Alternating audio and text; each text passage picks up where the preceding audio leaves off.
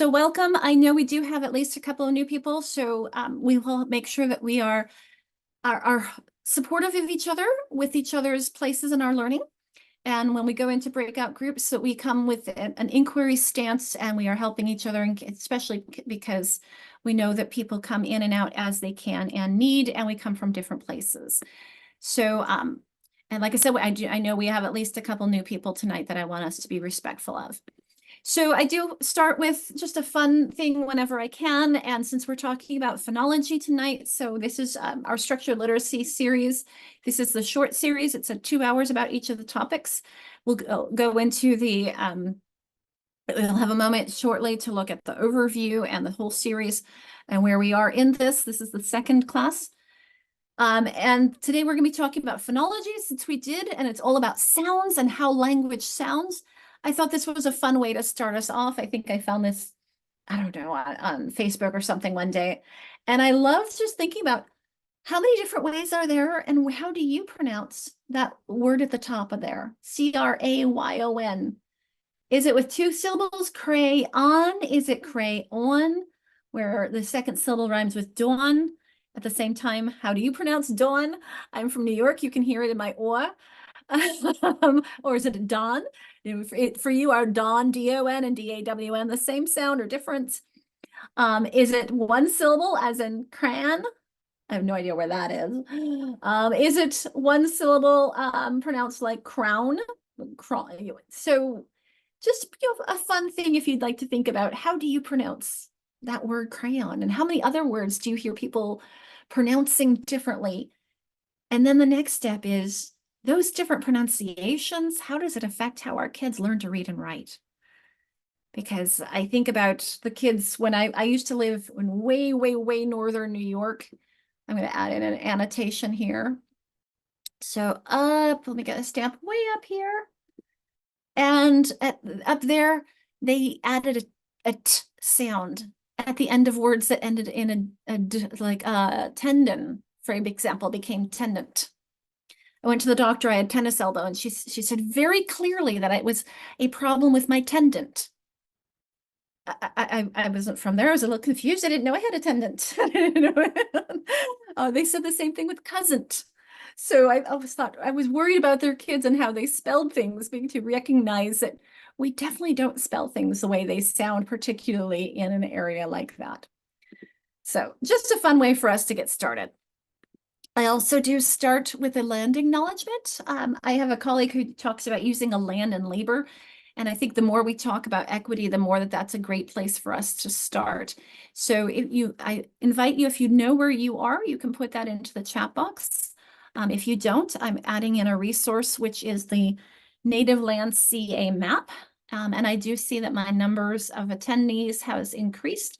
So I will re-put in the attendance link for us. Anytime you see that, oh, thank you, Christina. I appreciate it. I was going to say I am without a co-host, so if anybody wants to add in and help out with the chat box, it is very appreciated. So thank you for whoever is able to help out with that. In the meantime, I will grab this and put it in again, I hope.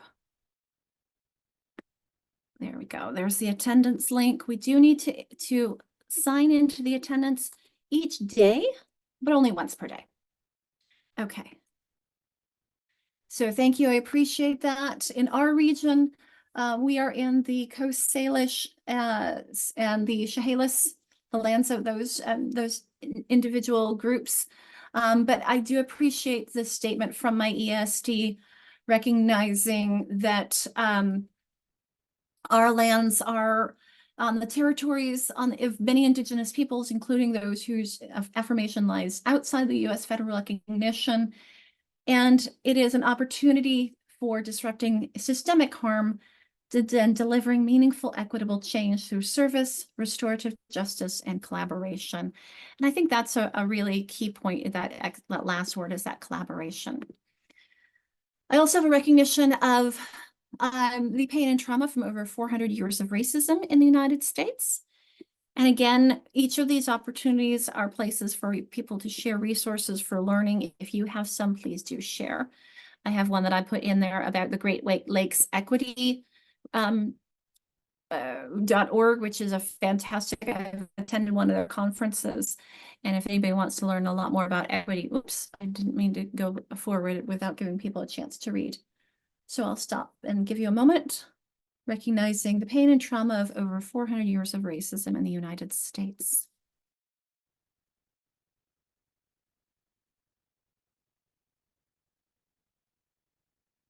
Its commitment to centering our work to dismantling systemic racism and disrupting ableist structures. One of the things that is important for me is that we recognize value in each other, in all of our students. Because we have, and I'm seeing more people have come in, hopefully I'll grab the attendance link again. And because we have people who are maybe rustier on Zoom, and Zoom is always changing, I do have some tips or reminders or requests. It is helpful if you are comfortable naming yourself with your district afterwards. That way, when we talk to each other, we have some framework and understanding of your context and where you're coming from. So in order to do that, you find along the toolbar, which may be at the top or at the bottom, your, whoops, not that direction. There we go, that way. Your participants list. And you find your name, you'll notice next to it, it has more, and then there's that rename option. There's, I ask personally that if you can, it's really helpful for me to have your video on. So thank you for those of you who do. It just gives me some nonverbal feedback so that I know that I'm talking to people who are, that are hearing me and not just talking to a little blank welt. Christina, I'm going to get to that perfect question. So there's your unmute button. There's also your videos. We do ask that you're muting when you're not talking. If there's noise behind you, if there's not, I won't notice, and you can be unmuted. I do get very distracted though by auditory, so if there is something, I will mute you. But you can unmute at any time to contribute. So that, you see the raised hand, that electronic raised hand, Christina, you'll find it under the reactions. When you click that button, this little toolbar comes up, and the raised hand is at the that option there as well. And then annotations, you saw me stamping, and I do invite people to, great practice with that, Christina. And it just fades away if you use one of the reactions. The raised hand, you can lower it, or I can lower it too. And then the annotations you access where up at the top where it says you're viewing my screen. One of those options is annotate. And if you click that, you'll get this toolbar that looks like this, and you can actually move it around. I haven't put a slide there for that, so that you can, let me get my disappearing pen. If you click these here, you can undock it, I think, and you can move where you want that. But it's, I find it useful that we can write on the screen, and we'll have opportunities for you to stamp things or indicate your preferences or involvement. If you're using this, you'll notice that the stamping is what I just put that arrow on. And then the second arrow is to where you can change color with whatever you're drawing with. Okay, so that's a little bit on Zoom. I also do have throughout my slide decks some guideposts that help kind of cue us to handouts, to activities we're going to do, to opportunities to time and to reflect upon our own work and our own connections and our learning. And oftentimes during those times to reflect, it's usually a breakout opportunity as well, because I believe that we verbalize to internalize. When we say things, it helps us remember it. The more we process it either by writing down or to talking to each other about it, it really helps with our learning. So anyway, and in that reflection time, I want us to think about the fact that there's no way in 2 hours we're getting everything we need. So it's a moment to kind of process and think about what we've done so far, and of course, where we can go on with our growth. Practical strategies are things that you can walk out with and incorporate into your instruction the very next day. And in this case, the practical strategy is that our students with dyslexia or learning disabilities really benefit from having, number one, these cues. It reminds them, it also reminds us. And two, you notice the icon instead of words. So sometimes having that will help them as well. And here I'm giving you icons and words. Later on, it'll be just the icons. So it'll be, ideally, I would love to have this poster on the wall in our classroom so that if I'm using one of those icons later, we can go back and remember. I try to make them as clear as possible. Okay, so we start off with our teaching and learning beliefs. I'm going to bring them all up. And I'm just going to give you a moment to look at these while I put a lozenge in, because I can feel my voice cracking a little bit. And also I'll check the attendance link for people who've come in later. And I'm just going to invite you to stamp or put in the chat box one of these that stands out to you or that you connect with today. Or more.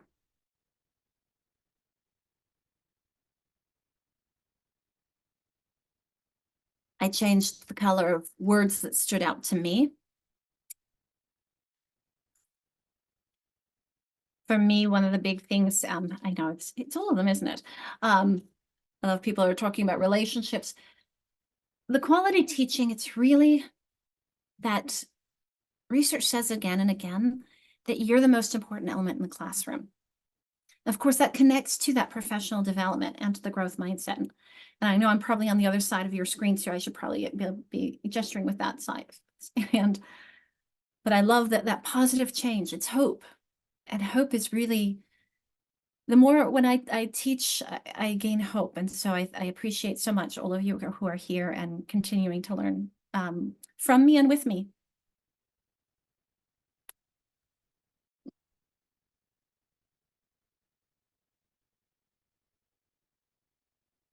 Oh, that willingness to keep trying and trying again. Thank you, Erica. There's always more that we can learn, and not to give up, that there's more that we can continue to try. All right, feel free to keep it coming. I'm going to erase what we have here and talk about how we work together. Clear all drawings on the next screen here. And again, here's another opportunity that you can either put into the chat box or annotate anything that is important to you today. And my question to you is there something that we're missing in how we work together? You know, it's one thing just to say, let's be respectful of each other. What does that mean? What does that look like? That's my favorite too. Whoever circled, give yourselves and each other grace. The weather going on, the stress of the world. We have a lot going on this year, don't we? So we're all going to take a deep breath. And we're going to give ourselves and each other grace. The refrain from judgment, sometimes I change that to listen openly as well as share openly, or listen with, to listen to learn. Oh, that might be a good one too.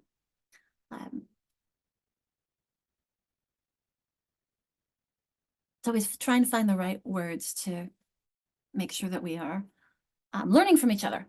So I appreciate that. I'll give you a moment. Thank you, Erica. We are all okay to be a work in progress.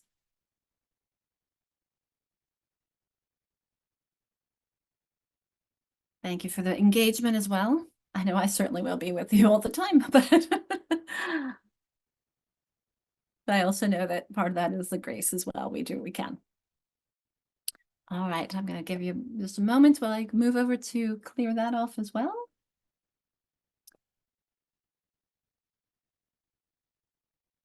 And you can always add more to the chat box. Thank you. Oh, Michelle, where do I put that? I agree.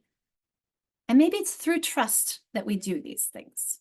Maybe that's an overarching. I'll have to think about how to add that in. Appreciate that.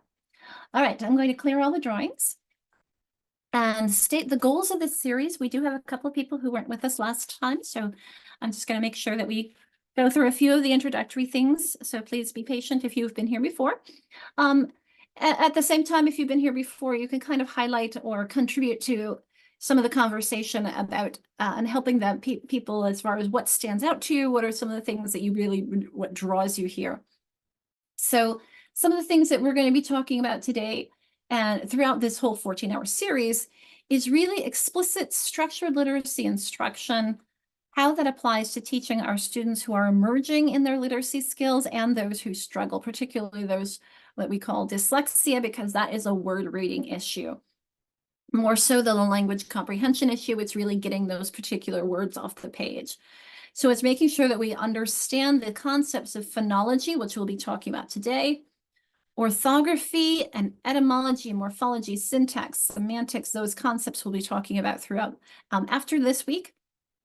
And of course, all throughout, gaining strategies to apply this knowledge to support our students' reading growth. All right, so I'm going to clear all that off. Thank you. I appreciate it. Yay, someone's doing the Glean. Keep passing that information on. There are so many free opportunities. Let's share them with each other. I appreciate that, Anna and Christina. Okay, so this is our outline, where we've been, where we're going. And so the little chat opportunity here is that at this point, I'd like to pause and give people an opportunity to think about where we've been, where we're going. If there are people who were here last week who want to unmute and verbalize and kind of process something, are there any questions that you have or any connections that you've made that you'd like to draw our attention to while we are still whole group before we dive into the phonology and phonemic awareness pieces? So I'm opening the floor for people to unmute or raise their hand as we look at this outline, where we've been, where we're going. And I'll put those resources in for you in the meantime.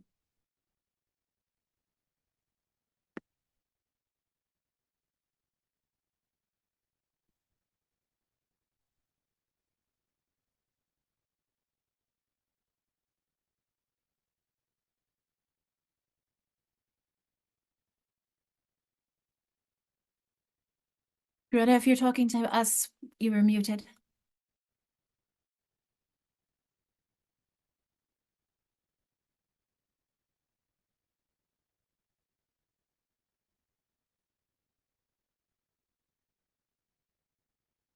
Hey, not seeing any hands. Again, please stop me at any time. I just want to make sure everyone has the opportunity. Because we have some new people, we're going to start with a few introductions. And I have a Jamboard for you to be able to introduce yourselves and give you some information, give us all some information about you. I will warn you, the Jamboard cannot handle 49 people at a time. So you may have to go in and go out and come back in and try again if too many people are on it at once. I will do a quick Jamboard illustration if you're new to Jamboard, and if you are, I apologize. It's not going to be much longer, but I think it's a great way for us to be able to add on some anonymous comments and thoughts, as well as to share where we are on this map, as you can see. So when you first open it up, you'll see some people put their who they are here, which is great and helpful. But I also like to see it on the map so we can see where we have people joining us from and where I need to do some more outreach. And then the next frame we have is a parking lot for questions. I think it looks a lot more like this in my area than many of yours, where it's a lot more white. And then we have some other activities and things we'll be doing later. So please don't work on this one yet. We'll be talking about it first and then giving you an opportunity to work on that. Same thing with 4 and 5. So right now we're just looking at frames 1, 2, and 3. If you've never used Jamboard before, you can you'll see a control panel or I guess I'll call it a control panel on the left. All you really need to worry about is the sticky note where you can type in your thoughts or ideas and click save or enter. And you can keep writing them until you hit cancel. And then once you've done it, you can move it because everybody's will be on top of each other in the meantime. So I'll add that there. Okay, so in the meantime, I'll give you a little bit of my background so you understand what brings me to this work. I like to try and shift it up with my pictures to give people an idea of some of what drives me and some of the things that that I'm really appreciative of the opportunities I've had up until this point. So I have been working with kids with dyslexia since 2001. It was not where I thought I would be. I thought I was going to be a high school English teacher, and life shifted. I thought I was going to then become an ESL teacher, as those were I was first prepared to be a high school English teacher. Then I got prepared to do I got my master's in TESOL. In the meantime, I had Peace Corps and taught English in Morocco. But immediately after my master's, I got a job at a school for kids with dyslexia in California.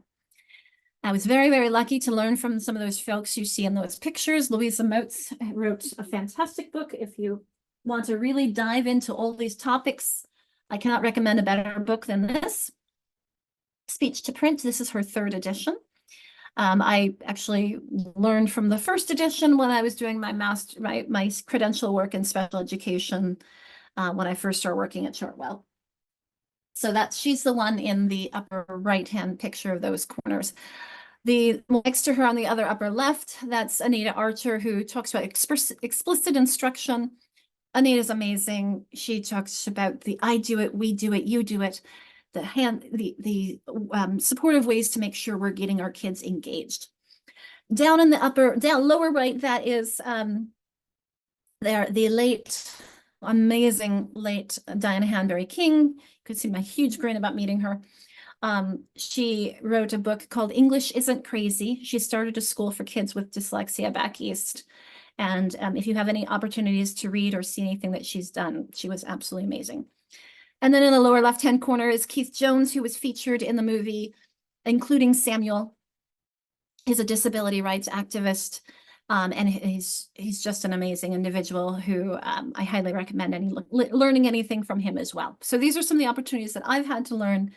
I look forward to learning more from you as well. I should start taking pictures of my classes and putting them up too as people from whom I've had the opportunity to learn. So I do have a fun little icebreaker that you can put into the chat box, either something you'd like to share about learning you've done, resources for us to learn from, or something fun about the week. We've had, since we last met, how have things been? How are you? I know it's been a little over a week because of the holiday. That's why we met this week on Thursday instead of Friday last week. Like someone's putting snowy. Yes. I took my kids up to White Pass to go tubing, and it was 5 degrees when we got there and 14 when we left. So it was very cold, but a lot of fun. Anything not cold? I do see our number of attendees has changed, so I'm going to grab the attendance link again and put that in again. Because when you come in, you cannot see what was in the chat box before you got there. Letters training, fantastic, LaDonna, thank you. Flexible schedule, that's a nice thing. Flexibility, oh, great. That's always helpful, isn't it? Oh, I'm glad you got better, Christina. Feel free to keep that going. And in the meantime, I'm going to take us to the results from the survey that I gave you last week when it comes to phonology and phonemic awareness. Now, I know that we have 50 people here and only 36 did the survey. So what I'm going to do is pause this and give you a moment to look at this, and I'm going to go grab the survey for us again. Let's see where it was in the last time. Your needs, here it is.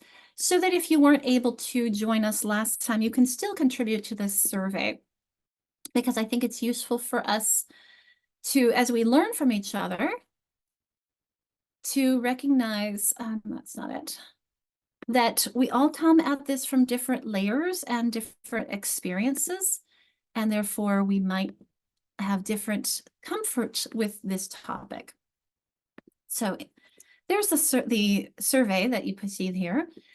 And one of the things I appreciate about this is to recognize, while we have a good majority, if you look at that 4 through 7, we have people at both ends of the other spectrum. So we have people at the very beginning who, those lower numbers are saying, I have less comfort and knowledge in this area. And the higher numbers, I have more comfort and knowledge in this area. And so it's something to think about, that we have a wide spectrum. So when we go into breakout rooms, please keep that in mind, that I'm not homogeneously grouping you. They will be just random groupings. So that we have people we can learn from and people we can teach all along the way, isn't it? Thank you, Chris and Greta. My apologies on that. There will be a recording. Okay. So when we're talking about phonology and phonemic awareness, one of the places where I want to start, though, is to think about, how does literacy develop? And we talked a little bit about this, what we call the simple view of reading last time. So this is a little bit of a review, but it's also another different way of looking at it. Sometimes I try to show things from different angles.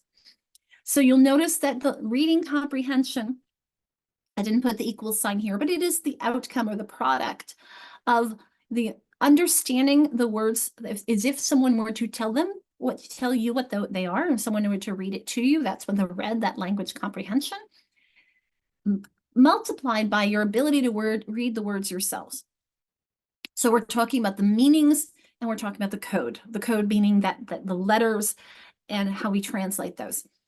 One of the things to keep in mind, the reason why we have that multiplication symbol is because if either one of those inputs is 0, your output is 0, isn't it?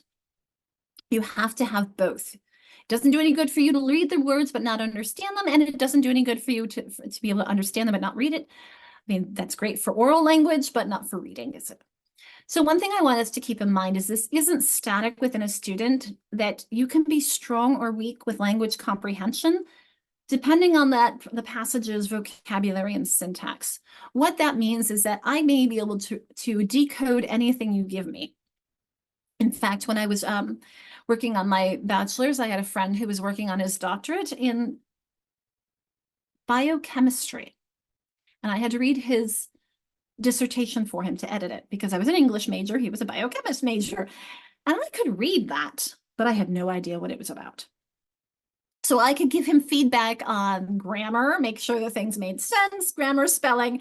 But when it came to the content, my reading comprehension was low on that passage because I had no idea the content and that meaning of it. So hence, there's a relationship between the reader and what the reader knows and the passage and what the passage is asking.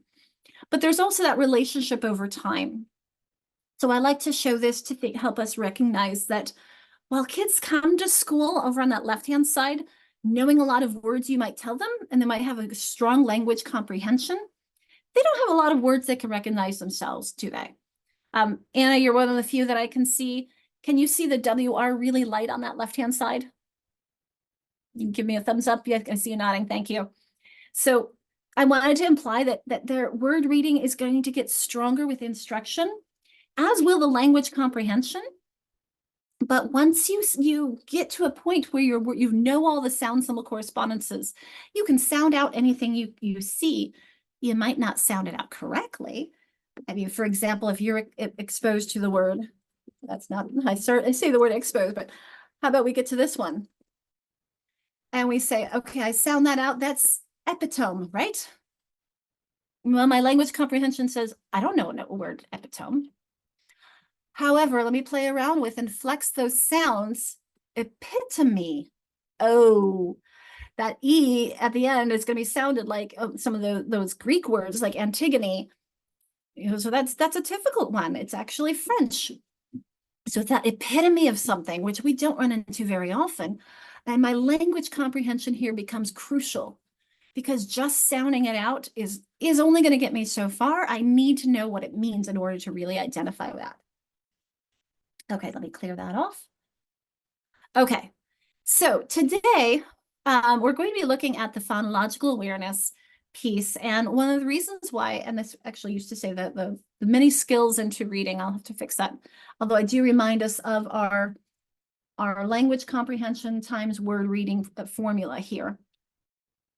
And the reason why we're drawing our attention to that phonological awareness piece is because what this image doesn't imply is that the phonological awareness is the base. I almost wish that instead of having several different strands there was more of an implication. Let me get my drawing tool here with a line. That this one really, oops, it's still lines. Let me fix that. Oh, that's a line width. Let me try that. There we go. That this is really the base on which we build our decoding. It's kind of skinny. Let me fix that for us. Let's do this. My decoding skills are based on my phonological awareness and my ability to recognize words automatically as if by sight is based on my ability to sound them out initially, which is based on my ability to recognize those individual sounds. That's getting a little messy. I'll clear that off. So that's why we're starting with this focus on phonological awareness, recognizing the sounds of words, recognizing with, if you remember from, no, actually, we're going to talk about that in a little bit, that each individual word is a different unit of meaning, and that if I say a phrase like I'm going to the store, that is I am going to the store. 6 different words that when I read and write are not going to be all smushed together like when I say them. So that's a really crucial piece, is to recognize those different words first. So I'm just going to pause here and see if there are any input or thoughts on how this all fits together into the larger picture of word reading. And then we're going to focus in on that word reading piece. Is there anybody who saw this last week or has some thoughts before we move on?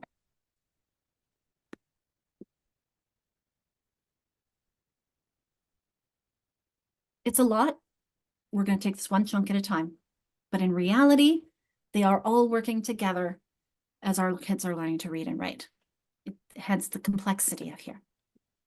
Thank you, Yi. All right, we'll jump in.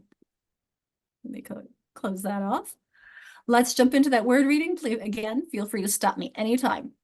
So on that word recognition piece, I want us to keep in mind, and I think we did talk about this last time, so this is a review, that when we when we have a written vocabulary, words we recognize and know, we know what the sounds of them, that's our blue, the phonology. We know the meaning, that's our semantics, and we know the orthography, that written form, the correct written form. Ortho means correct, and graph has to do with the image. So it's the correct written form, because as my kids are struggling, and when my daughter was struggling when she was younger, and if she wrote it like this, and with a spelling with a K, we can read that, can't we? We can figure that out. So those are our kids who are writing phonetically. That's a great first start. We say, okay, you've got, that does represent the sounds that you hear in at and cat.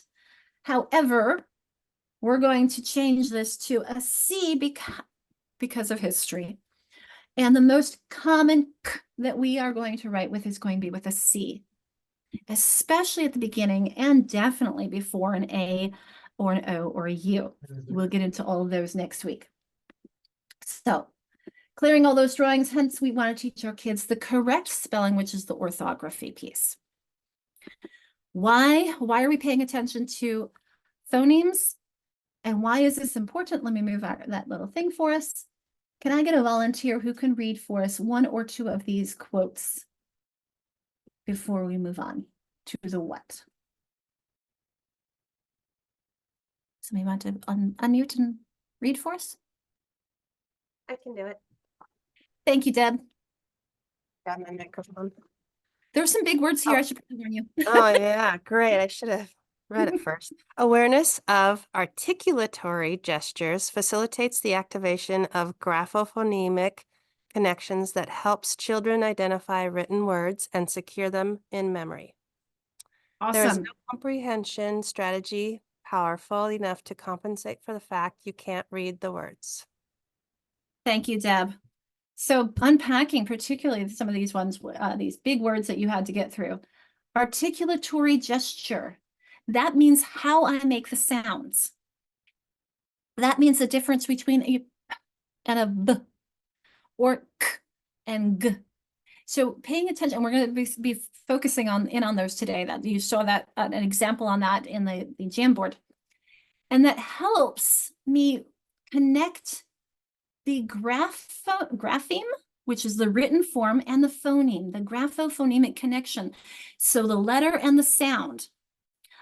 The more that I understand how this sound is made, the more easily I'm going to be able to connect the form of the letter with the sound it's representing.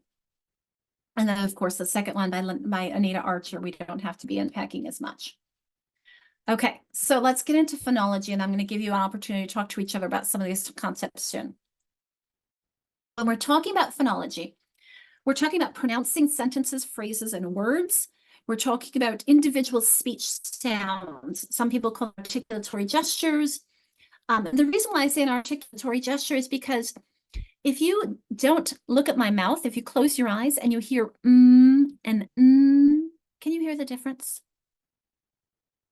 I see somebody trying. You can't. I said that, Betsy. The same thing between and You need to see my mouth and what it's doing. So they're speech sounds, not any other sound in the environment, but it is differentiated by how we make them, not necessarily how we hear them. And that's key and crucial why things were difficult with masks, weren't it? And I might say, I've my own daughter, she's home now, so hopefully she can't hear me, would struggle with things with the and the And I'd say, look at my mouth so you can see the correct pronunciation, because that's going to be crucial for when you're reading and writing. Because if you are pronouncing it incorrectly, you're going to struggle with reading and writing correctly. Somebody's asking if they did the attendance form. Not a problem. Nope, you only need to do it once per day. Okay. So the pyramid that you see on the right-hand side is indicating the different layers and size grains of phonemes. So a phoneme is the top smallest one, the individual sounds. But when I'm talking about phonological awareness, I'm not only just talking about those individual sounds, we call that phonemic awareness. But phonological awareness is looking at all of them, recognizing that a sentence can be broken down into individual words, those words, phrases first, then individual words, then syllables. Onset, it would be the first sound, or anything, many sounds that come before the vowel sound, and then the rhyme is everything after. And so we have a lot that we're talking about. When I say too, the junctures between the sounds, that's where things get messy because of something we call co-articulation. There's a great quote in one of, I think it's Sally Shaywitz's book, when she talks about when you ask a kid what sounds are in the word cat, they might struggle. They might say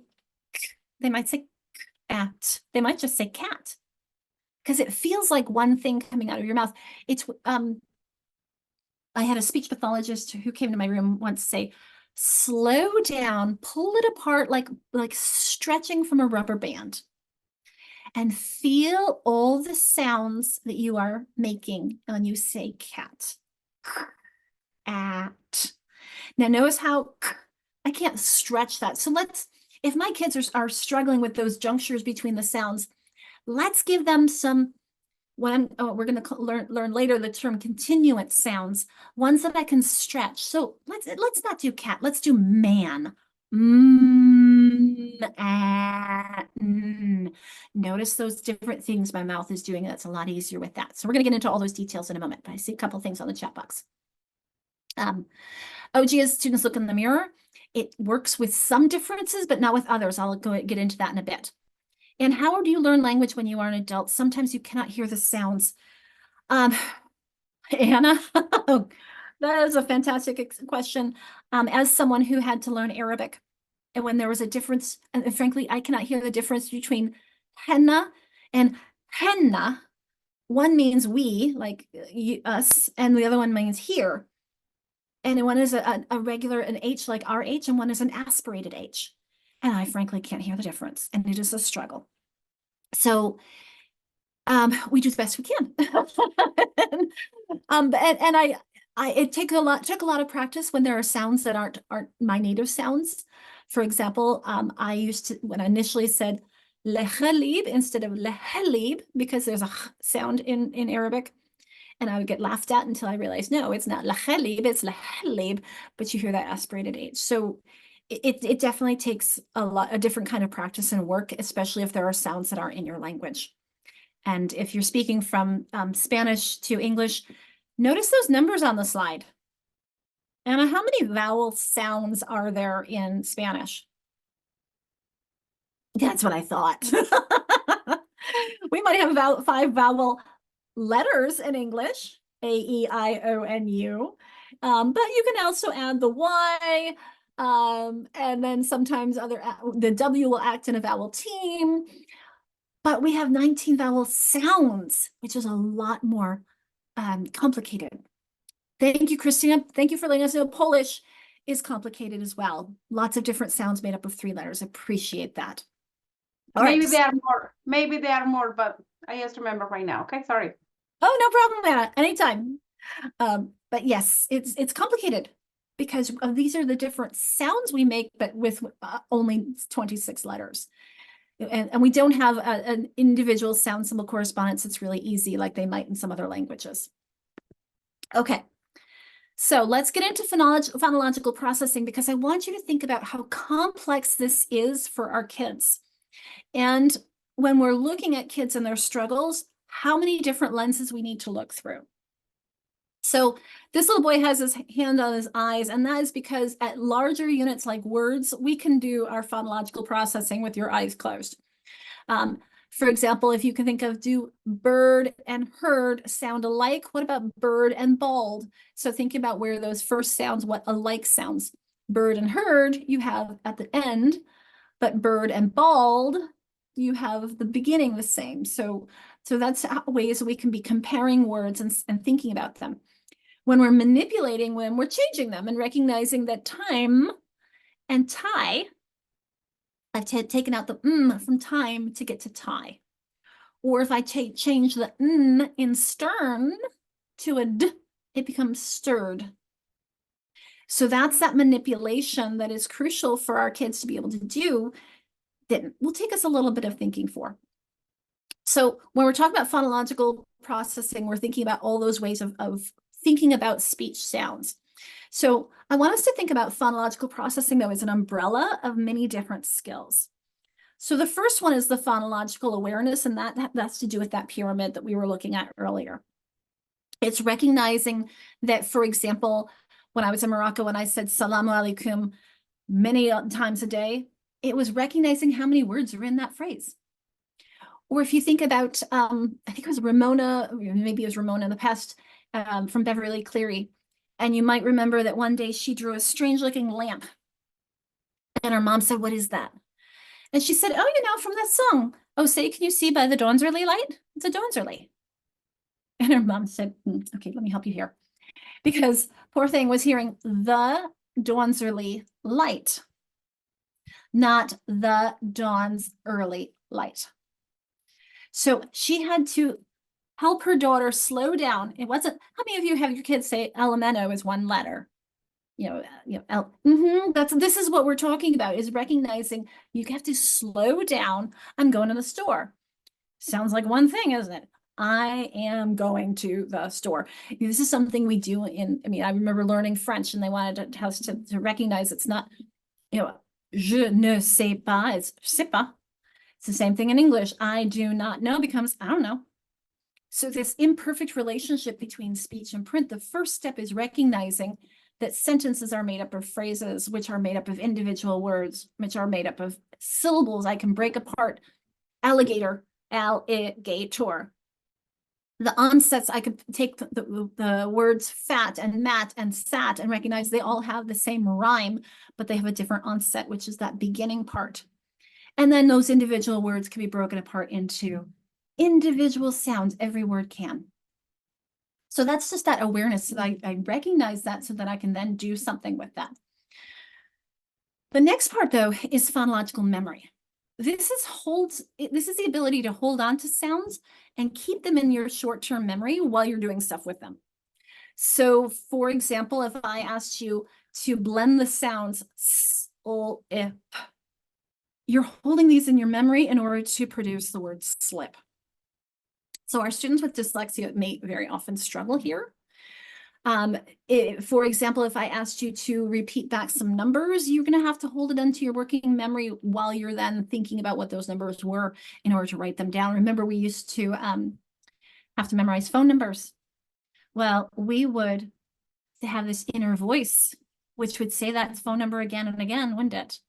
360-584-3324 as we're memorizing it. That's that inner voice.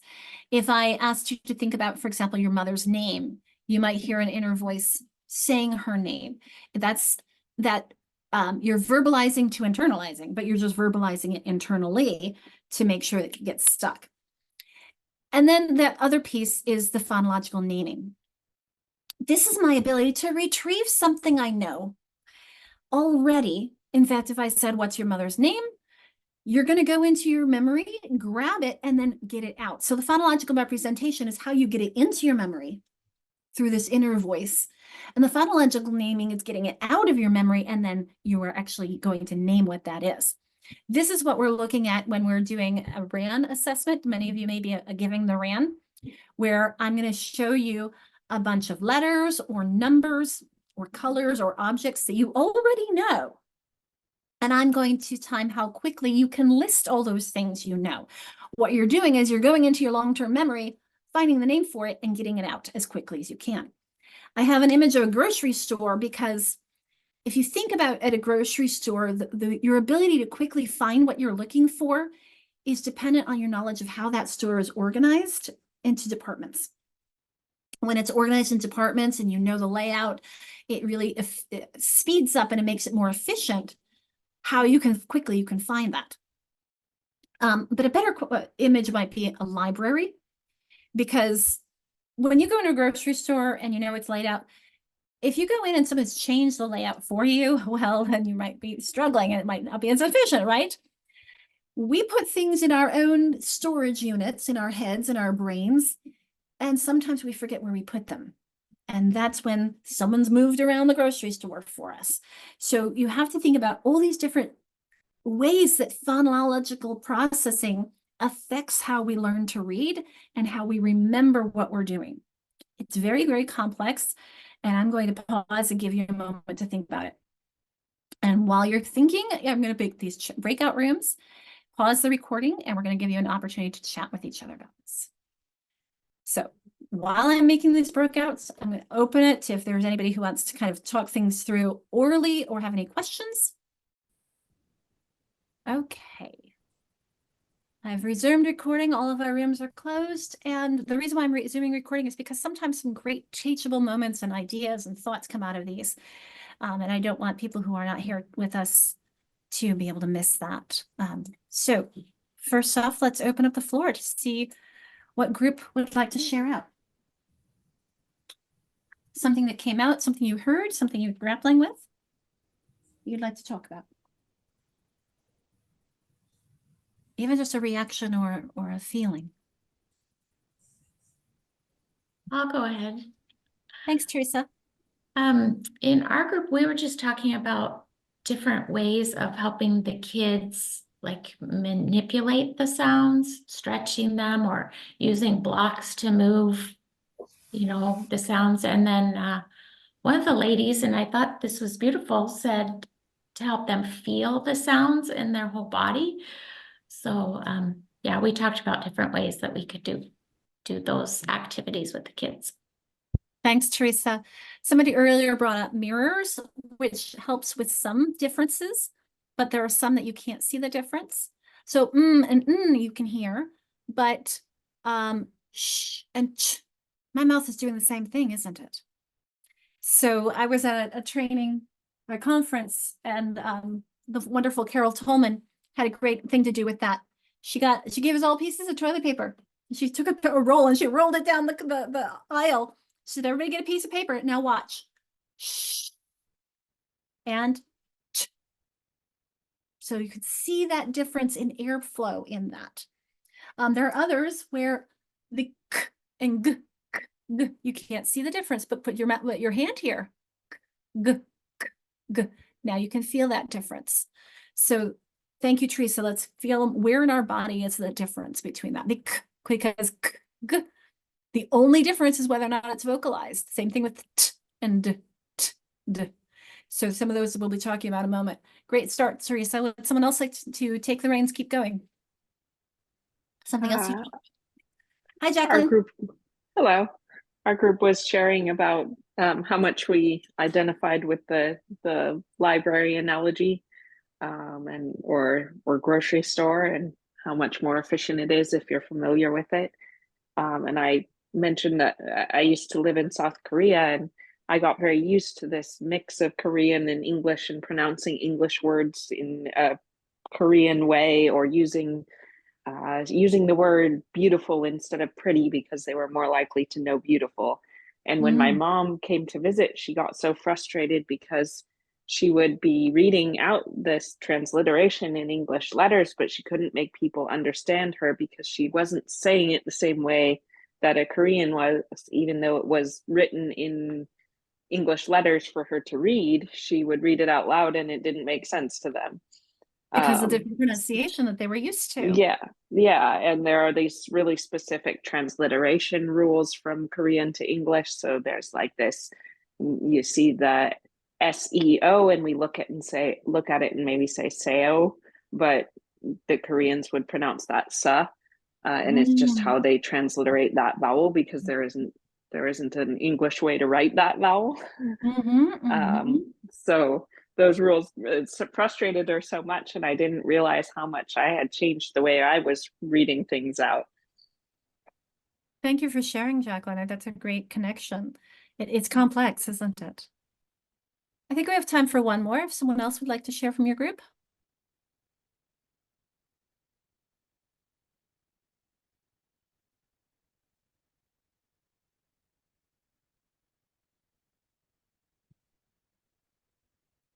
You can interrupt me at any time.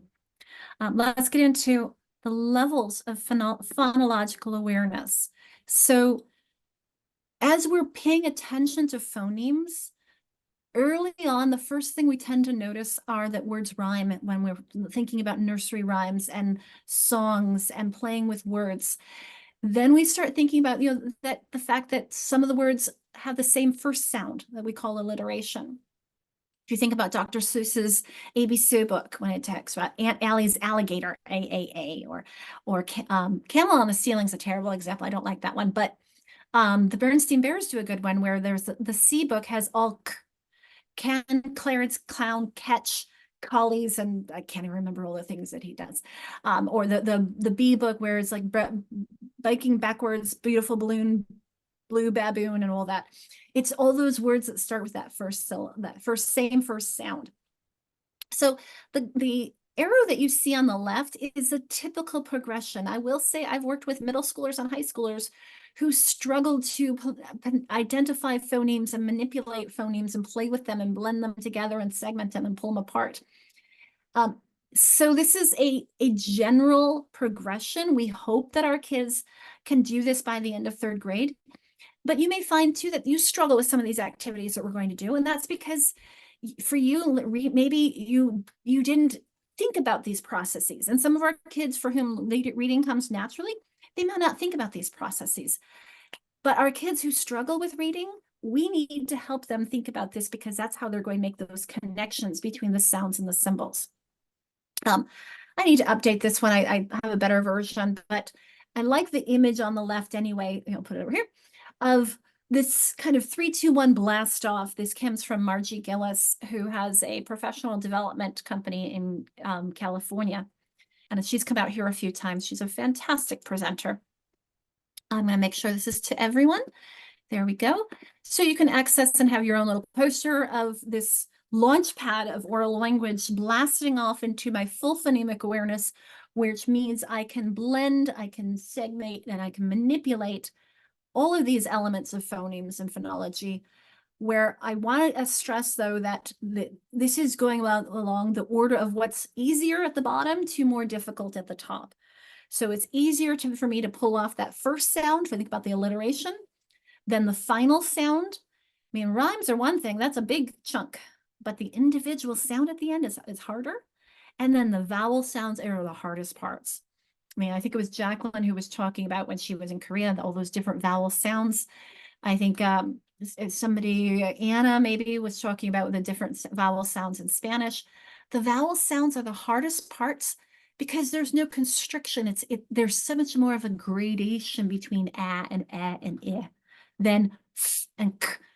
Clear, that's easy. But it's just this very small changes in our voice that's making those differences. So those are really the hardest part. Okay, another way of looking at that progression from easiest to difficult, again, seeing that as we go up, it gets harder with that rhyming songs at the beginning, wordplay, alliteration. Let's then pull apart and put together compound words. Do the same thing with syllables, pulling apart and putting them together. Then the onset, which is that first sound or sounds, the rhyme, the vowel, and everything else, pulling them apart and putting them back together, and then doing that with those individual phonemes. So I'm going to illustrate this difficulty with a volunteer, please. And I'm going to go through each of these. This is now when we're talking about those individual sounds. I'm gonna get my annotations because I'll stamp them off as we go. So can I get someone to unmute? And I will give you an example, and I want you to do it and give us the new word. So for example, manipulate the first sound in initial blend. I'm going to ask you to delete or substitute a sound from a word. I'll give you a word, ask you to later substitute, and you're going to tell us what the new word is. Volunteers? You can either unmute or raise your hand. And I see someone's asking for the attendance link again. I'll get that as we're doing this. I don't have any volunteers tonight. Come on, I won't bite, and I will help you. Thank you, Erica. I was gonna say, I promise I will help. I will not let you flounder with this. We'll do it together. Okay, so for the first one, number 1, I'd like you to say the word trim, but say it again without the t. Rim. There you go. Your next word is blue, but change the b to g. Glue. Excellent. See, was that so hard? Yeah, it was number 1. Okay, number 2. The word is cart. Remove the ending sound, please. Car. Grasp. Grass. Excellent. Now we're going to substitute the vowel sound. Your word is dad. I want you to change the a to I. Did. Mhm. Your word is not. Change the a to e. Net. Excellent. We're going to keep getting harder. Second sound in an initial blend. So this is at the beginning of the word. Your word is plan. Say it again without the ul. Pan. Say break without the r. Bake. Excellent. I had someone once say beak because he was in his mind spelling B-R-E-A-K instead of B-R-A-K-E. They both sound the same. It doesn't matter. And I went saying, let's not think about what it looks like. Let's think about what it sounds like. You got it by taking the r out of break and making it bake. I had the Okay. hardest time with grass because it's not spelled right when you take it away. It sounds right, but that's what tripped me up the And we're most. talking about sounds only. All right, I have a couple more. So we manipulated, we deleted. Now we're going to change. Say the word fly, but change the ul to r. Fry. Say the word spill, but change the to k. Skill. Excellent. Add an X on those. Okay, we're going to substitute an ending sound. Your word is seed. Change the d to t. Seat. Hide. Change the d to v. Hive. Now we're going to have a blend. Warm. Change the to n. Worn. And force. You're changing the s to k. Fork. Excellent. That one can be tricky too. All right, last one. We're manipulating the second to last sound in an ending blend. This one's harder. Okay. Coast, you're going to remove the s. Coat. Desk, you're going to remove the s. Deck. Excellent. Lift, you're going to change the f to s. Oh, okay. That was tripping me up. Say it again. Your word is lift. And you're going to change the f to s. List. Excellent. Now, when I have kids struggling with this one, my daughter, I said, okay. So Jill's saying, should I use Haggerty? So if you're struggling with that one I just gave you, lift. Now it's the f I'm asking to remove and resubstitute with s, and then we put it back together. All right, last one, paint. And I want you to change the n to s.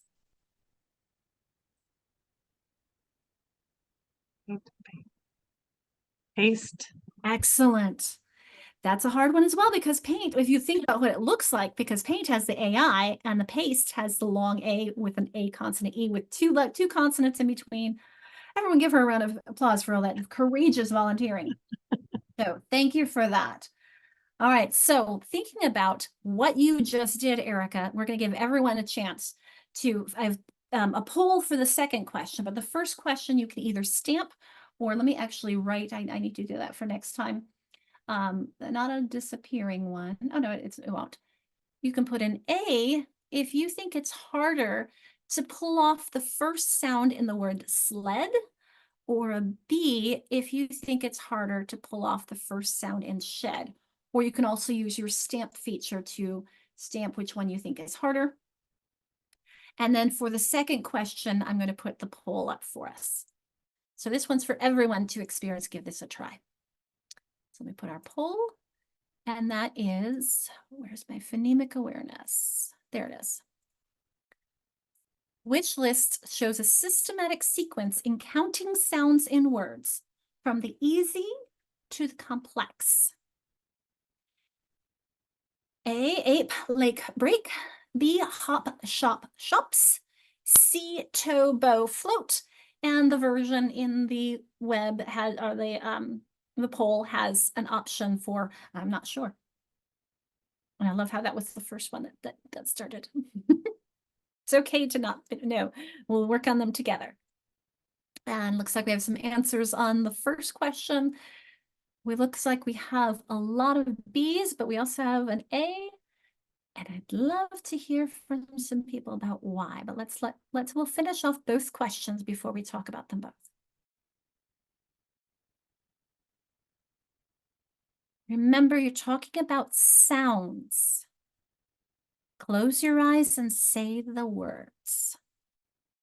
Is it easier to close your eyes and pull off the first sound from sled, or pulling off the first sound from shed? And why?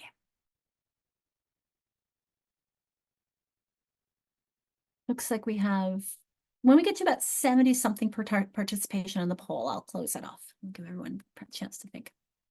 I now say a lot more A's than I did B's. I wonder if anybody's changed their answers based on what I said.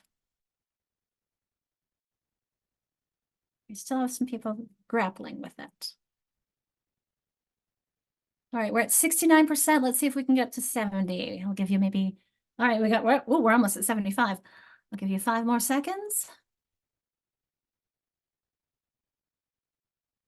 All right, so this is always fascinating. I love doing this. I'm going to close it off and share the results so you can see we have quite a variety there. And hopefully it's not blocking the screen for you to see as we have a conversation about this. Let's start with number 1. Who would like to talk through why you think it's A or B? In A, you pull off 1 sound, B, you pull off 2 sounds. Let's talk about that. Linda, do you mind unmuting and tell me what you mean by that? So you're asking to pull off the first sound of each of the A and B. Mm-hmm. How many sounds in sled? So in sled, there's 4 sounds. If you're pulling off the first sound, you're just pulling off the S on A. But on B, if you're pulling off the first sound, you're taking off S and H together because they make 1 sound. How many sounds in shed? 3 sounds. Okay. So if I'm close my eyes, does it matter if there's an H there or not? It wouldn't, if you closed your eyes, I mean, no, I guess you would still hear that sh sound with your eyes closed, and you would know that there's an H there. Does it matter? Probably not.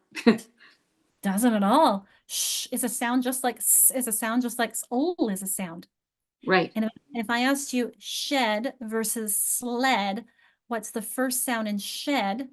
What is the first sound? Sh. And what's the first sound in sled? Okay. Now for a kid pulling off, I'm seeing you're saying pulling off 1 sound made up of 2 letters. You're right, but I'm not looking at the letters. I'm just looking at you at the moment. Okay. And how many sounds are before the vowel in each of those? That's what makes it more difficult.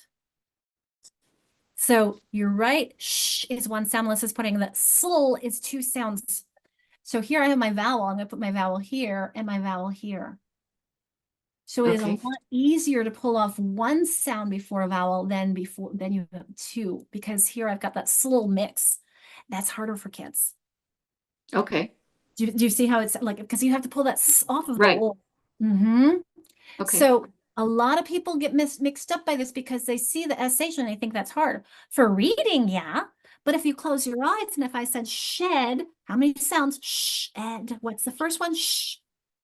If I said close your eyes, they say sled, what's the first sound? So it's a little bit harder because you have that blend up to pull apart. So when we're Right. working with our kids, let's think about try to get them first, the earliest stages, just one consonant sound, one vowel sound, one consonant sound, regardless of whether or not you spell that consonant sound with one or two letters. Thank Okay. you for being brave, Linda. I see some people saying it makes sense. I hope so. Does that change any answers for number 2? Because it looks like a lot of people are saying hop, shop, shops. And actually, Linda, since you're not muted, do you mind telling us how many sounds in hop 3, and how many in shop 3, and how many in shops? 4. Oh, Mhm. Now, let's go to, we have some people that said the number C, tobo and float. How many sounds?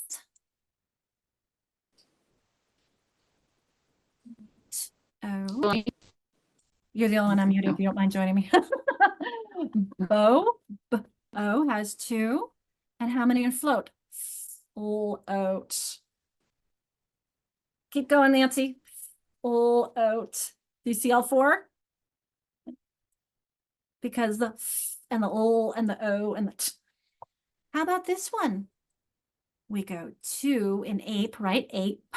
Now lake, ol, ape, 3, and ape, 4. So those of you who put A, give yourself a pat on the back. Those of you who said B or C, give yourself a pat on the back for trying. We get it. I chose these questions because it came from a research study where the majority of the first-year teachers got these wrong. And I wanted us to stretch and make sure that we can get there. However, it takes some breaking it down and recognizing the difference between the letters you see, because B makes a lot of sense when you look at those letters. I've added a letter, now I've added another letter, right? But it's really the number of sounds we're talking about when we're talking about the complexity of phonemes and phonology. When we bring in letters, we're talking about phonics. Now we're just talking about the sounds and helping our kids get clear on that before we start paying attention to those letters. How are we feeling? Give me a thumbs up. Anybody have a question, issue, problem? Are you ready to talk about these letters? I'm sorry, these sounds? Okay, I'm going to clear all this off. Stop me at any time. Clear all drawings. Okay. So in a longer session, I'd give you a break. Hopefully you can stand and stretch if you need to, but we have a lot to do. So we're going to get into these English phonemes. So we talked about earlier, there are 25 consonant phonemes and we have 16 vowel phonemes. The consonants are the ones where you have some kind of obstruction or restriction of the flow of air by either lips to teeth, the tongue, and it's going through either the mouth or the nose. These are distinguished by where and how they're made in the mouth. We have about 16 vowel sounds and about 3 are controlled vowels. Now, this next exercise, which you saw on the Jamboard, I sometimes do in small groups, but I think that we might do this together. And I'll give you some time to process and talk about it in small groups afterwards. But I do have a pronunciation guide chart that I'll give you for a resource that you can use to reference back, and I'll bring it up to you in a moment. Okay, so this is very similar to what you see on the Jamboard. And if you are jumping into the Jamboard and playing with them, you're more than welcome to try that. But we're going to do this together. And I want us to first start with, and these are not the technical terms. So I'm going to jump us to the Jamboard so you can see the difference between those. Okay, here's the Jamboard. And here is the one that we see on our last, and here are the different sounds. You'll notice that I should have the TH twice because I have, unfortunately with Jamboard, I wasn't able to underline one or find some way to differentiate between and the voice and the unvoiced, the TH representing like in symbol and TH representing like in these. So these are kid-friendly terms here you'll find the more linguistic terms. So I will be sharing both with them for you. And if you'd like to go along and follow along or try this, you can move things around on this. So we're going to start with the nosers, because those are the easiest ones. There are only 3 of them. And frankly, these are the 3 sounds you cannot make if you plug your nose. So right now we're just talking about consonants. I'm going to see if who wants to put them into the chat box or move them on the Jamboard. See if we can identify those 3 nasals. Angela's got 2 of them. You can't make it with plugging your nose. There we go. Anne Marie's got the 3rd. So I'm going to bring those up for us. Whoops, where are my nosers? Oh, I thought I had rearranged these. Okay, I'm giving you these ones as well. So I'll have to fix that for the next time. I'll make a note for myself. So nasals first. So since we're jumped ahead, I'll go ahead and we'll talk about these stoppers. Now, linguistically, so I'm going to go back to our linguistic one that we'll see on the next slide. These stops, I'll do it here. We had go back to it, this here. Okay, our stoppers are b, p, d, t, and k, g. Notice how the airflow is stopping. That's why it's called a stopper. So b, b, it's a popper. The p is a popper. Those ones are voiced and voiceless. If you put your hand on your vocal cords, you can feel the difference between b, b and p, p, p. No engagement of your vocal cords. P. And when you do it, for example, in people, p, it's the E that has the sound, not the p. Apple, it's the vowels around it that are making that vocalization. And the same thing with the d and t and the k and g. So I invite you to try and feel the ones with vocalizations, ones that don't. Okay, we gave away how many on those. So the next one there on the friction makers, we have 1, 2, 3, 4 pairs. So I'm going to see if you can come up with any of those pairs before I bring them up. Like Angela and Anne-Marie were able to do. Okay, S and Z. Angela's got them. Angela, you're the one who said you were letters trained. and great job, Jacqueline. And you notice the friction, the vibration you feel with S and Z and F. Okay, there are 2 pairs. We have 2 more. Let's see if we can come up with any of those. We were playing with one of them just a moment ago. I'll give you 1/2, see if you can give me the other. No problem. Shh. There we go, Dan. Shh and ch. And there's one last one.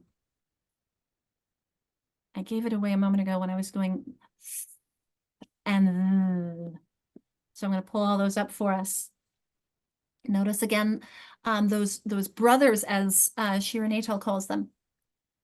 And sh, ch. Actually, Anne-Marie, I was reading and I was not I was reading rather than thinking. You are right, it's not a ch, it's a zh. The ch comes next in a combiner. That I'm going to jump to that. And in a moment when you talk about affricate and fricative, thank you, Anne-Marie. I was reading what was in the chat box rather than thinking. So the sh and the zh can be challenging for people. I see someone put a star here. Because people say, wait, what are you talking about? Zh? Well, think about genre or measure or treasure. It is that zh sound in measure or vision, visual. That's that zh sound. So Angela asks about the l and the One way to think about the l and the is that the air is kind of going around your mouth. That's why we call them a liquid. The liquids and the gliders. Let me pull the gliders up as well. They're kind of called semi-vowels because it's not a clear blockage of air. The air is kind of going around your tongue, very much in the same way they does for vowels. Anne-Marie, the zh, is it all from French? Most likely, yes.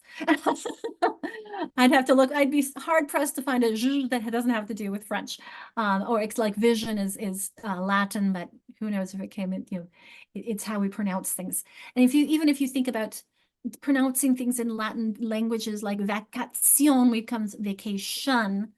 Alicia, my name, Americanization, I was raised Alicia. So it's the different pronunciations of that, ocean, option. In this case, the Americanized version would be a j or ch or sh. And again, it's the Latinate versions of those. So going back to the liquids and the R's, you have that the air is kind of moving around your tongue in a liquidish form. They're called semivowels because it's not a clear blockage or squeezing of the sound of the air as it goes through, like in most of the other clear consonants. Another piece on that is that those liquids and glides, they affect your vowel sounds and are affected by the vowel sounds. So we often talk about and hear about the vowel R and how R will change the vowel sound that comes before it, like R and star and mar, or and But the L does too. Think about the difference between a and ol, and then you put them together, it becomes all. So that L is changing the sounds as well. So those are a little bit trickier. All right, I'm going to clear all those off. And I'm going to show you this table for a couple of reasons. So these are the more, Anne-Marie was talking about the terms affricate and fricative. So the fricative is that vibrator ones, or what was the word we used in the last one? Not vibrator, but friction. So the fricative is where there's friction. And I have the VL for voiceless and V for voiced. Now, there are a couple things I want to point out on this table. Number one, notice what you could call them brothers, or the ones where it's made very similarly, where kids can be really struggling. So I want to highlight a couple things here. I'll do the drawing here. Notice these ones and how similarly they're made. The I can stretch, that's my continuant, but b and p, they're made the same way. So when people ask me I read recently a great trick for your kids who are struggling with the B and the D reversals. Look at what your mouth is doing when it makes a b and the and the p. Your mouth is making a straight line. So you tell your kids when your mouth is making a straight line, as in b, that you're just going to start with that straight line going down when you're making your b. However, let me take that off. Look at these next ones, and d and t. Those are all made the same way the back here, that g, g, k, is all made the same way. So this is where you can have some of your kids struggling with those, but also you want to help. It's an opportunity to help them identify those differences between your vocalization or where you're making those in your mouth. Okay, another thing I want to mention to here is that somebody brought up the affricate and fricative between ch and sh. How many of you have your kids who will talk about a choo-choo train, and then they feel that train instead ch and train instead of terrain? They're not slow. I'm seeing some nods. They're not slowing it down. It's because, well, one, they're starting with the t and the r, and it just slides into the ch. But additionally, reality, when it comes to linguistics, that ch is a very fast version of the t and the sh put together. So I'm going to make the red and blue make purple here. This is why your kids may say, well, I hear the t in match.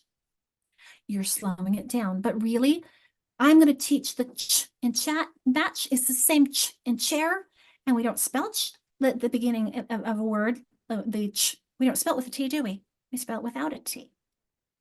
So you're saying, you know what, you've slowed that down. You feel that. And yes, we're going to spell it at the end with a T.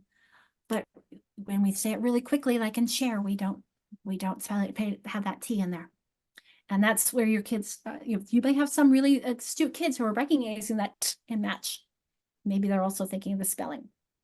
But it's the same thing with the j. Where's my j? I'm trying to get to that one. There we go. That the j sound is a really fast d and j together. So I'm going to make the yellow and red make orange. This was something when I was in Morocco, and we would have things like jalaba. It kind of feels like a j, doesn't it? A jalaba, or it would jump. Even though I can spell jump with a J, when I say jalaba, it's the same sound. J and jalaba and jump but we often would spell it with a DJ, which makes absolutely no sense. But it is what you're feeling, that j and j very quick together makes that j sound. So again, places where when you think about the dress, how many kids will write, I've got a new dress, or they'll say a dress instead of dress. Again, they're sliding that D to the and it becomes a j sound. So thinking about your students' errors through this kind of lens is one helpful way to think about where they are making these sounds and how they're sliding differently and how it's affecting them. Now, how do I teach this? So this is what I use from my knowledge. And oh, I was going to give you also that what I put into the chat box was this, I put it in there for you. Yes, the pronunciation chart. I want to take us there because I want to show you how it is organized similarly to this. So I'm going to pull it up here. Come on, didn't I hit Control V? There we go. And I want you to notice they're not using letters. And this is a strategy to help your kids not think about the letters, because that most of these sounds can be represented by many different letter combinations, right? Especially that je. We talked about that the je is the G like in genre, or an S in vision, or in measure or treasure. So this organization is with an image that helps you represent that sound instead of a letter or combination of letters. And I'm going to make sure I'm sharing with sound so I can illustrate this. Am I still sharing the right screen? You still seeing the fabulous phonemes? Thank you, Teresa. Okay, so I'm going to demonstrate one. That's loud. Car. You hear k at the beginning of car. K is a whisper sound. Say k, not ka. K, car. So do you see your k and g and t and d, p, b? Here are our three nasals. N, ng. Here's like in 3 and them. Fan and van, sun, zebra, shoe, measure, and hat, and web and yarn, the y and yarn, lips, rock, chair, and jet. So they do this for the vowels as well. But we'll get into the vowels in just a moment. So complicated stuff, isn't it, for our kids? Much more complicated than we often think about. This is a guide that one of my, there was a webinar I attended. I really liked how she organized these, and she called these consonants sounds brothers. Because notice how we have a noisy and quiet pair that are made with my lips, the p, the, and th, that are made with my tongue, t, k, and d, g, or those with air. So the sh, you can feel that vibration of air. And then she called these ones cousins because they're related to each other. That those all go through the nose, or those with the tongue, the ol and ers. You asked someone asked about the liquids, or the air go with the hu, and wh. So it's just looking at another way of teaching for your kids to help thinking in pairs and relationships to each other. All right, we've done the consonants. Let's think about the vowels. See, the short, I know you guys can all come up with easily, the short a, e, I, a. So we're not going to even start there. Let's think about the long ones and the other ones, the R controlled. So those are a little bit harder. I'll bring up that pronunciation guide and go to our shorts. Let's start with those. A, e, a, and a. But what are some of those long vowels? We've got 19 here about. Maybe want to come up with some, or let me pull it up for you. I'll pull it up, makes it easier. It's after 5. It's been a long day for some of you, for all of us. Let's see what's coming into the chat. Right, we've got the A-E-I-O-U, but all these different sounds. So the line you see that's a straight line, those are our shorts. No, sorry, the other way around. I'm talking and looking and not at the same time. Let me get my annotations back. So the reason why it's organized in this, what we call this vowel valley, is that think about what your mouth is doing when it's making the E sound. So this is the long E. Look at how my big smile in E. And versus ooh and you, what my mouth is doing.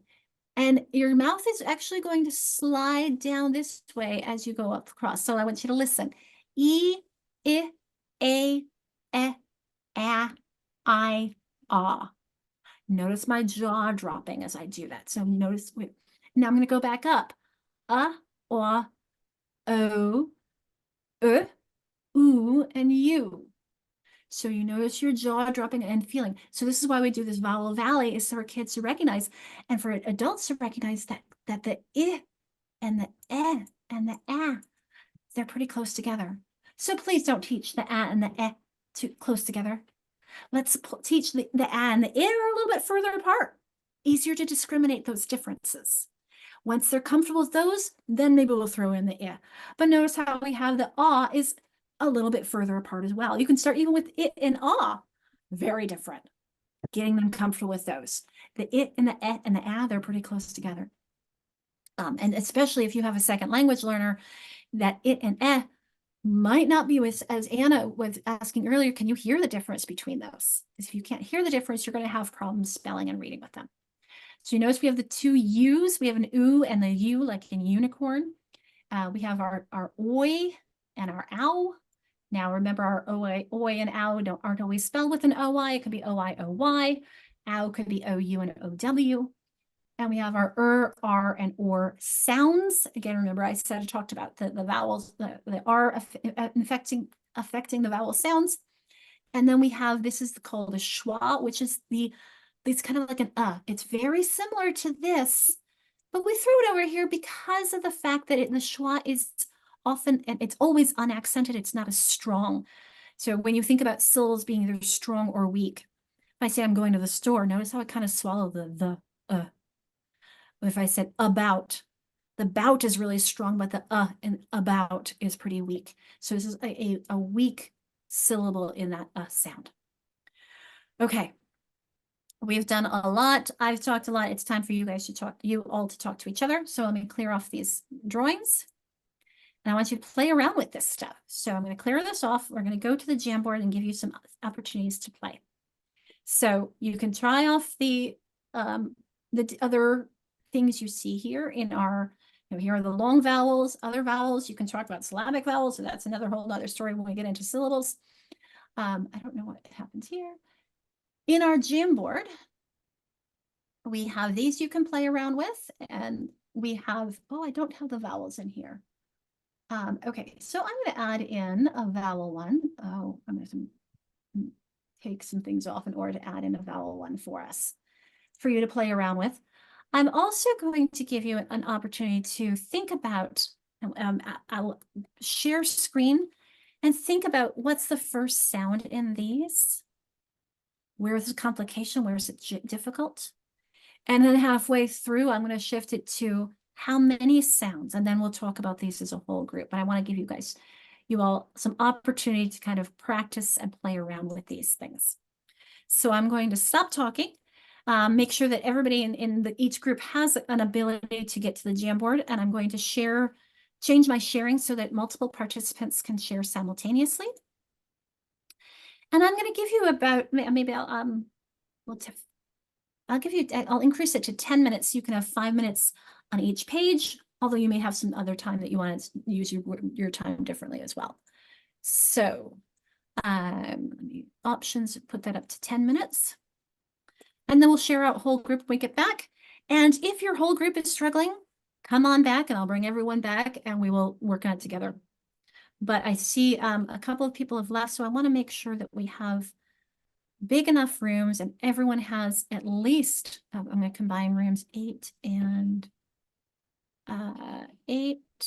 2, because I want to make sure everyone has at least 2 people to talk to. And if there are issues, please, like I said, let me know. Okay, your rooms are now open and I'm going to share this screen. I appreciate everyone joining back. Looks like some people are talking to the very last moment, so we'll give them a moment. In our group, we're talking something like the word that have 2 sounds like data, data, or the route or the route. It's kind of funny, tricky for the student that not familiar with it. So sometimes they will hear a different way. You from know, that's a different- really good point. I'm going to start the recording because, oops, I never did stop it. Oopsie doodle. Because Dan, especially for a second language learner, there becomes the question, are root and route the same word or different words? Data and data, are they the same word or different words? Because even when you think of content and content, those are different words, although they're spelled the same. I say I'm content, but they're the contents of this package. So it is very complex, and it becomes all the harder for a second language learner. Thank you for Sorry, joining I'm jumping in. Is that kind of like, depending on where you live, it's coyote versus coyote or creek versus creek? It is the same thing we're talking about. We just pronounce it differently. Yes, and the question Okay. is, or even, for example, route and root, that's not even regional, like creek and crick or roof and roof, those are regional. But root and route is not even regional. I know people who live in the same area. One person says route and one says route. And how much more clumsy and challenging for someone who is a second language learner trying to determine, are these two different words, or is it the same word being pronounced differently? Right. A tomato, tomato.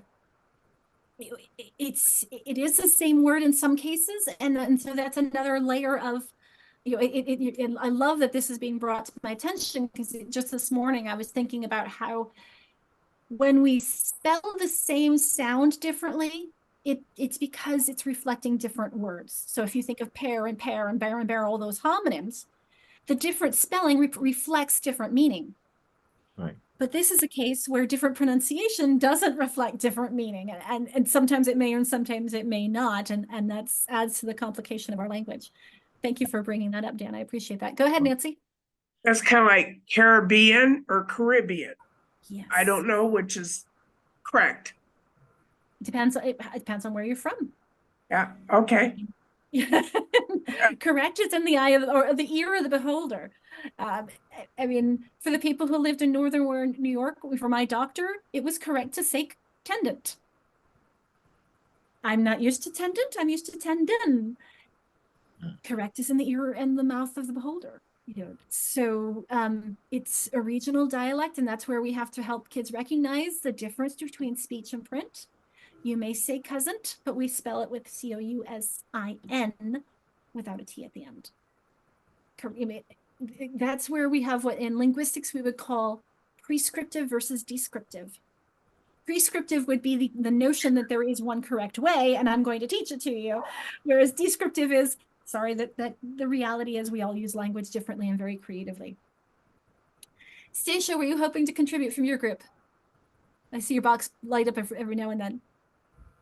And is it Stacia or Stacia? Stacia. Stacia. See, there's again, that CIA could be a sh or it could be a CI. Would you like to share from your group? No. Okay, no problem. I just want to give you the opportunity. I saw your box light up from time to time. Well, that's not the problem. The problem is that I do have speech problem with my speech, so it's kind of, some words are really hard to pronounce, but I try anyway, since I work in the class with the scholars. So I try so hard to say the words so they can understand. You know, I'm learning and saying the words just like them, so they can. There's people out there that's still learning to say words. Thank you That's for new, drawing though. that to our attention, Stacia. I mean, Stacia, sorry. I definitely appreciate that. That's a great connection to when we did the introductions earlier, and one of the man down in the bottom, I was going to say young man, he's older than I, but not by much. Keith Jones has a difficulty speaking clearly because of cerebral palsy, and you have to work to understand. And I think that that's so important that we do work to understand those who struggle with their pronunciation or being clear, because we all have value and something to contribute. And so thank you for that reminder that it's not just those who are learning who may struggle, or learning is a a lifelong activity for some of us. So thank you, Stacia.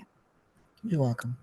Were there any of these that people talked about that you want to draw attention to? Some challenging areas here.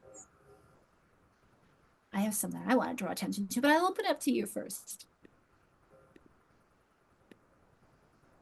I can jump in on one of them. I was not surprised that kangaroo and chorus have that similar k at the beginning, but I'd never really thought about quiet having that k at the beginning as well.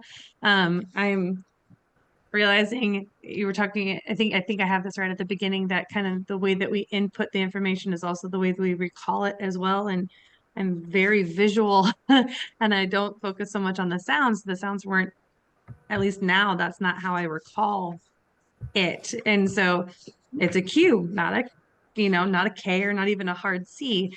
And so they, in my brain, those are not lumped together when I go to recall. And so it wasn't until I really thought about it, I was like, oh, that has the same sound. It does. I had not thought about that before.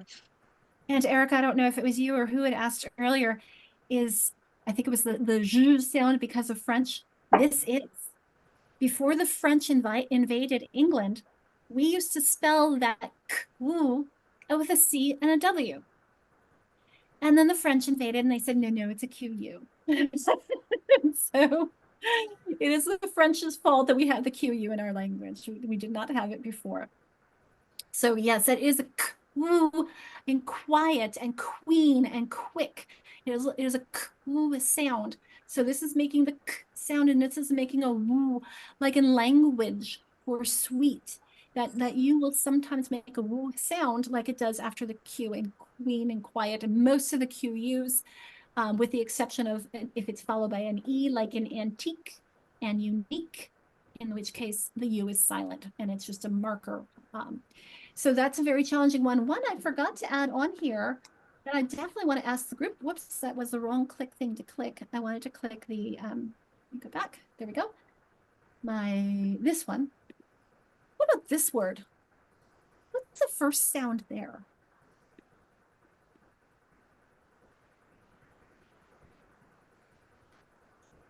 In natural speech, not teacherese, but natural speech. See you working with it. Who wants to try it? Kind of like, what's the second sound of this one? This one, it was a huge eye-opener for me when I was at a conference and the presenter said, what is the second sound in that word? Okay, Samantha, say the word naturally. Say the word. I'll see you. I'll see you. Jacqueline's got it more. I'll see you tomorrow. It becomes more of a d sound, doesn't it? Tomorrow. Do you say Yes. I will see you tomorrow, or do you say I'll see you tomorrow? Tomorrow. Do your kids all say it that way? Or do you hear, I hear it They say on the radio all the tomorrow. time. It drives me crazy when on the radio I'll say, well, and tomorrow it'll be like, no, it's a t, it's a t. Yes. But how often is it clearly a t versus a d sound, as Jacqueline calls it, a tap? The same thing with the t and stop. Do I say stop? No, I say stop. It becomes more of a d sound, doesn't it? So how we say things, this is, again, we have to really help our kids pull it apart like a rubber band, slow it down to, yes, it sounds like stop. It's a d, but stop. I have to help them recognize what my mouth is doing. And sometimes it's really complicated and confusing. Here are a couple other confusings. Yesterday and unicorn, both starting with that y sound, isn't it? That wrestle starting with a r. That j in genre, and that trident is like a ch, isn't it? Trident, and drastic is like a j. Okay, so let's go to the next one. Clear that off. Any confusions here? Now, anytime there's an R, those are confusing. We can just skip all those and say those are hard. But we talked about the sk, woo in square. Sk, woo, airs are airs. Go ahead, Christina. You're muted still, though. There it is. Just a little note, as you know, students, because I teach writing and seeing students interpret on the reservation here. A lot of, we shorten our words, and isn't it? Well, on the reservation, a big thing, and everybody says is in it, in it, in it, Ooh. right? And so Mhm. when the kids are writing, they'll write in it. And so you have to really understand Mhm. how they're speaking before you can actually understand some of the writing too. That's just kind of a That's a fantastic example. I mean, I think about when my daughter was were spelling things that ended in en or et, like planet or golden, and she would spell it with an I because that's what it sounds like, planet, golden. And I had to work with her on that imperfect relationship between speech and print, which we're going to talk more about next week.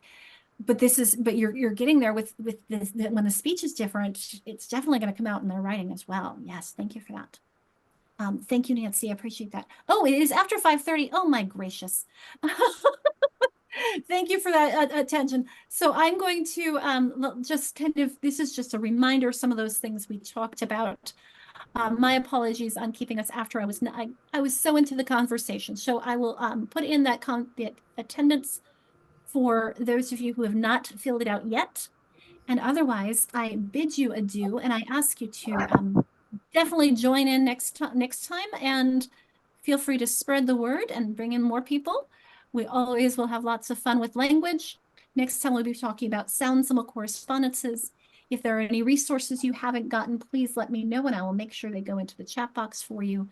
I will stop the recording. I love how someone said frustrating and then fun. We will do a lot more language and a lot more fun next week. Have a great evening.